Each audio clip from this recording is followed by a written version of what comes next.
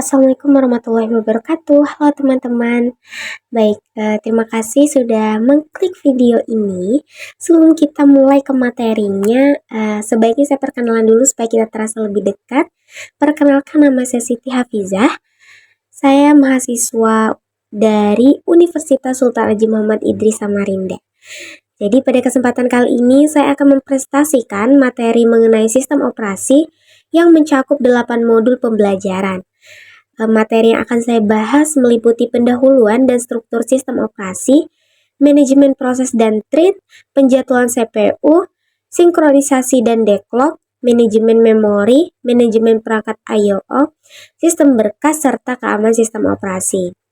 Sistem operasi merupakan bagian penting dalam komputer karena menjadi penghubung antara pengguna dengan perangkat keras serta mengatur seluruh sumber daya agar komputer dapat berjalan secara efektif dan efisien. Oke, kita lanjut aja ke slide awal nih, yaitu modul 1, definisi tujuan dan fungsi sistem operasi. Jadi, sistem operasi atau operating system merupakan perangkat lunak yang berfungsi sebagai penghubung antara pengguna dengan perangkat keras komputer.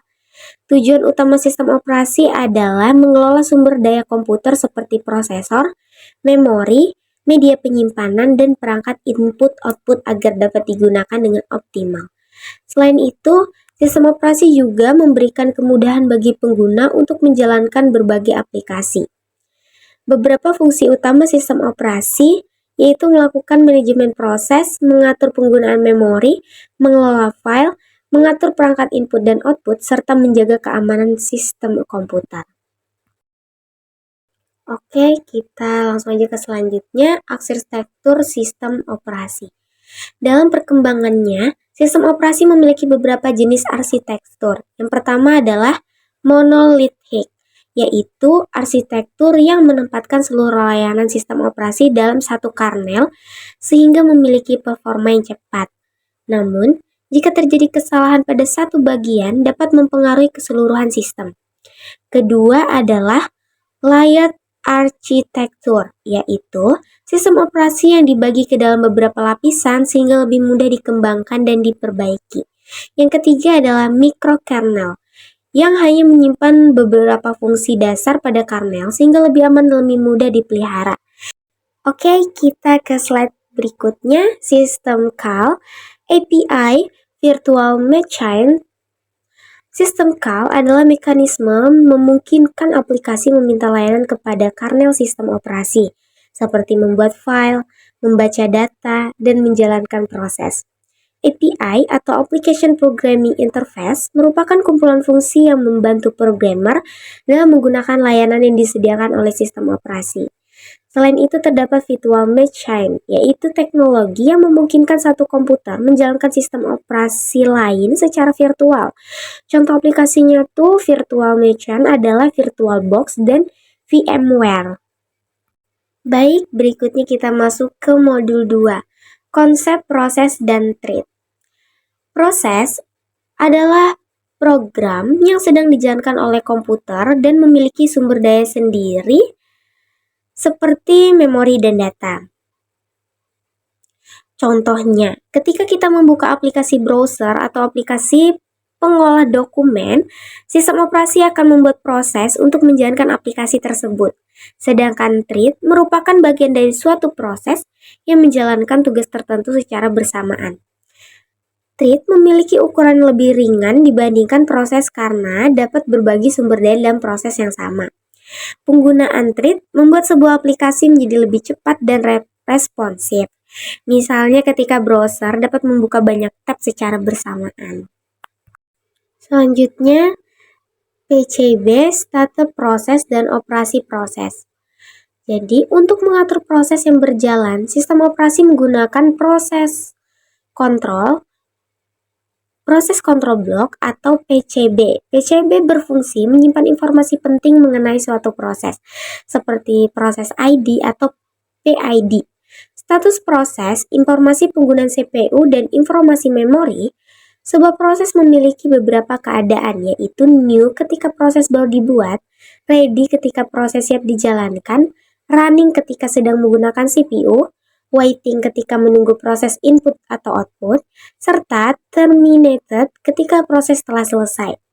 Operasi utama pada proses adalah create, yaitu pembuatan proses baru, dan terminate, yaitu penghentian proses yang sedang berjalan. Baik, slide selanjutnya kita masih di modul 2, multithreading, thread library. Multithreading merupakan teknik yang memungkinkan satu proses memiliki beberapa thread yang dapat berjalan secara bersamaan. Terdapat 3 model multithreading, yaitu many-to-one yang menghubungkan banyak user thread dengan satu kernel thread, one-to-one yang menghubungkan satu user thread dengan satu kernel thread, dan many-to-many yang menghubungkan banyak user thread dengan beberapa kernel thread. Dalam pengembangan program multithread, digunakan thread library seperti pthreads pada sistem Linux dan JavaThread pada bahasa pemrograman Java. Baik, di sini saya akan mempraktekkan untuk melihat kontrol manajemen proses. Saya akan membuka Task Manager dengan menekan di keyboard, tekan saja Ctrl plus Shift plus ESC. Pada tab prosesor dapat dilihat berbagai aplikasi dan proses yang sedang berjalan. Saya juga dapat memilih salah satu aplikasi, kemudian menekan End Task. Tuh, ada di paling ujung kanan ada End Task sebagai contoh operasi terminate, yaitu menghentikan proses yang sedang berjalan. Baik, kita lanjut ke materi. Sekarang kita masuk ke modul 3, kriteria dan algoritma penjadwalan CPU. Penjadwalan CPU merupakan proses yang dilakukan oleh sistem operasi untuk menentukan proses mana yang akan mendapatkan akses menggunakan CPU terlebih dahulu. Tujuan dari penjadwalan CPU adalah agar penggunaan prosesor menjadi lebih efektif dan seluruh prosesor dapat berjalan dengan baik. Beberapa kriteria dalam penjadwalan CPU yaitu CPU utilization untuk mengukur tingkat penggunaan CPU, throughput untuk mengukur jumlah proses yang berhasil diselesaikan dalam waktu tertentu, waiting time yaitu waktu tunggu suatu proses sebelum memperoleh CPU, dan response time yaitu waktu yang diperlukan sistem untuk memberikan respons terhadap permintaan pengguna.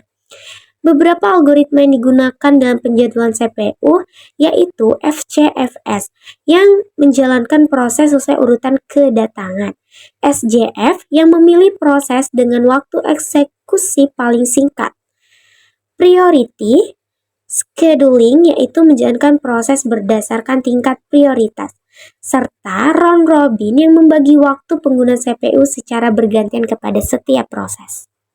Selanjutnya masih di modul 3, perbandingan algoritma multiprosesor. Jadi setiap algoritma penjadwalan CPU memiliki kelebihan dan kekurangan. FCFS memiliki metode yang sederhana namun dapat menyebabkan waktu tunggu yang lama jika terdapat proses yang membutuhkan waktu eksekusi yang panjang. SJF dapat meningkatkan efisiensi karena proses yang lebih singkat akan diproses lebih dahulu. Priority scheduling memberikan prioritas pada proses yang dianggap lebih penting, namun proses dengan prioritas rendah dapat mengalami waktu tunggu yang lama. Sementara itu, round robin sering digunakan pada sistem time sharing karena memberikan kesempatan yang sama kepada setiap proses. Pada sistem yang menggunakan lebih dari satu prosesor, digunakan penjadwalan multiprosesor untuk membagi pekerjaan ke beberapa CPU sehingga kinerja sistem menjadi lebih optimal. Jadi saya mau menunjukkan prakteknya untuk melihat pengelolaan CPU secara langsung. Oke, untuk prakteknya buka Task Manager lagi, kemudian memilih tab Performance dengan membuka bagian CPU.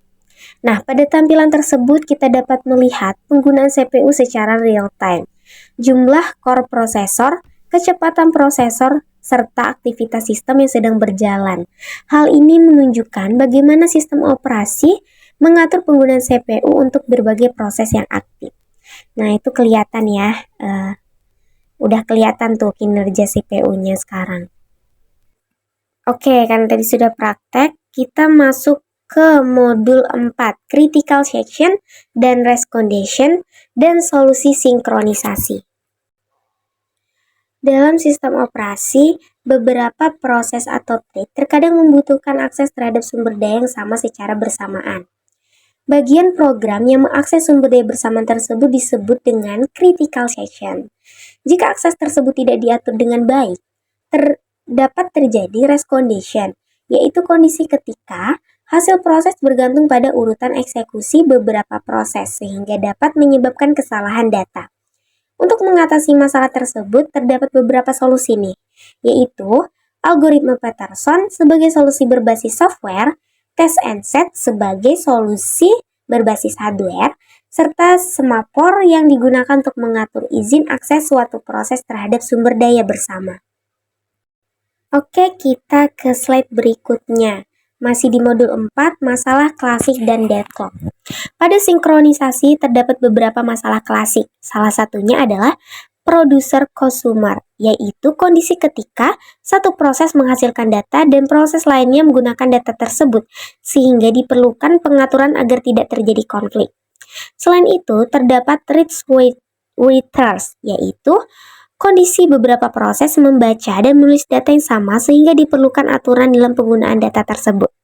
Masalah lainnya adalah deadlock, yaitu keadaan ketika dua atau lebih proses saling menunggu sumber daya yang dimiliki proses lain sehingga tidak ada proses yang dapat berjalan.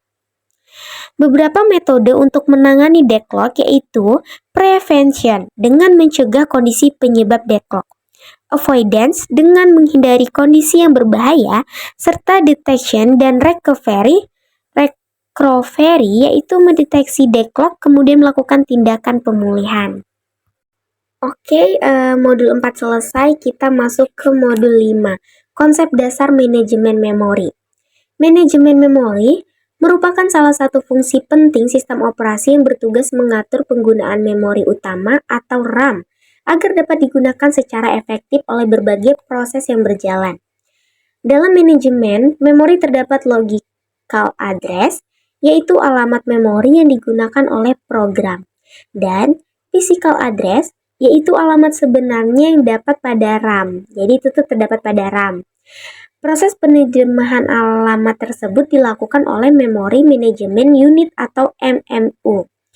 Selain itu terdapat teknik swapping, yaitu proses memindahkan data sementara dari RAM ke media penyimpanan dan mengembalikannya kembali ketika data tersebut dibutuhkan. Teknik ini memungkinkan sistem menjalankan lebih banyak proses meskipun kapasitas RAM terbatas.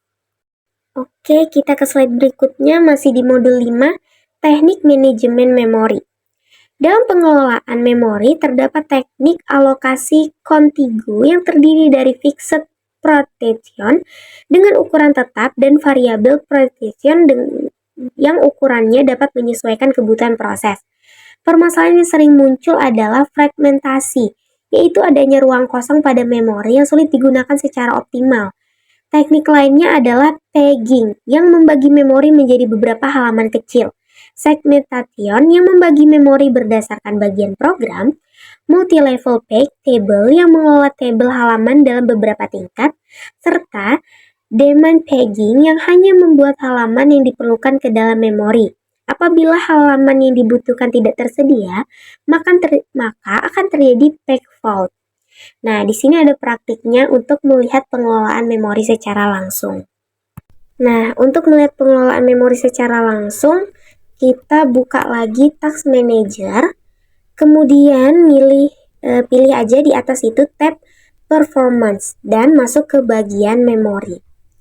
Pada tampilan tersebut dapat dilihat kapasitas RAM secara keseluruhan, jumlah memori yang sedang digunakan, memori yang tersedia, serta aktivitas penggunaan RAM. Hal ini menunjukkan bagaimana sistem operasi mengatur penggunaan memori ketika beberapa aplikasi dijalankan secara bersamaan. Nah, di sana terlihat ya, udah terlihat bagaimana tuh sistem operasi mengatur penggunaan memori ketika beberapa aplikasi dijalankan secara bersamaan. Oke, sekarang kita lanjut ke slide berikutnya, yaitu kita sekarang masuk ke modul 6, Descheduling. Descheduling adalah metode yang digunakan sistem operasi untuk menentukan urutan akses data pada perangkat penyimpanan agar proses pembacaan dan penulisan data dapat dilakukan dengan lebih cepat dan efisien. Beberapa algoritma yang digunakan yaitu FCFS yang melayani permintaan sesuai urutan kedatangan, SSTF yang memilih lokasi data terdekat, Scan yang bergerak ke satu arah kemudian kembali, C-Scan yang bergerak secara melingkar, serta Look dan C-Look yang bekerja seperti scan, tapi hanya sampai pada permintaan data terakhir. Pemilihan algoritma descheduling yang tepat dapat mengurangi waktu tunggu dan meningkatkan kinerja sistem penyimpanan. Oke, kita ke slide berikutnya, yaitu IOM Management dan Device Driver. Pada proses input dan output, terdapat beberapa metode pengelolaan data. PAO atau Programmed Input Output adalah metode perpindahan data yang dikendalikan langsung oleh CPU.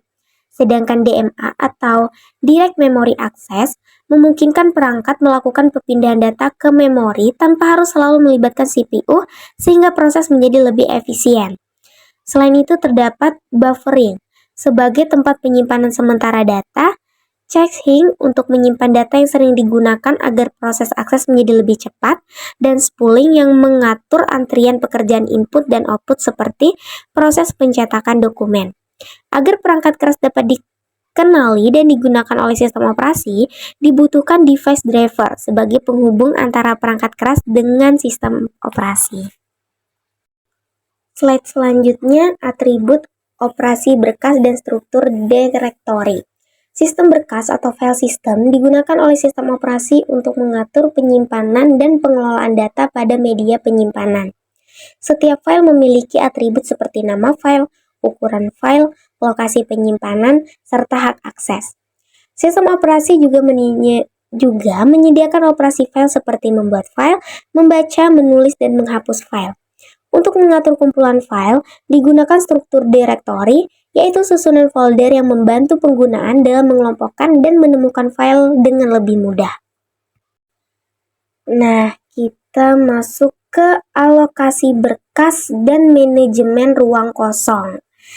Dalam penyimpanan file terdapat beberapa metode alokasi, yaitu contiguous allocation yang menyimpan file secara berurutan, linked allocation yang menghubungkan blok data menggunakan pointer, dan index allocation yang menggunakan table index untuk menyimpan lokasi blok file.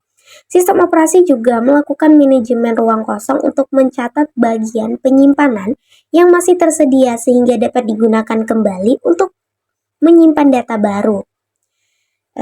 Kita coba prakteknya ya. Nah, di dalam sini kita satu folder kita klik kanan, terus kita pilih properties. Nah, di situ kita melihat tuh informasi seperti nama file, ukuran, lokasi penyimpanan, serta atribut lainnya. Praktik ini menunjukkan bagaimana sistem operasi mengelola file dan menyimpan data.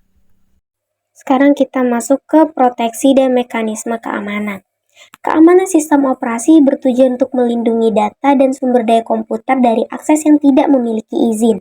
Domain proteksi menentukan hak akses yang dimiliki oleh setiap pengguna atau proses terhadap suatu sumber daya, sedangkan akses matriks digunakan untuk menentukan jenis akses yang diperbolehkan, seperti membaca, menulis, atau menjalankan suatu file.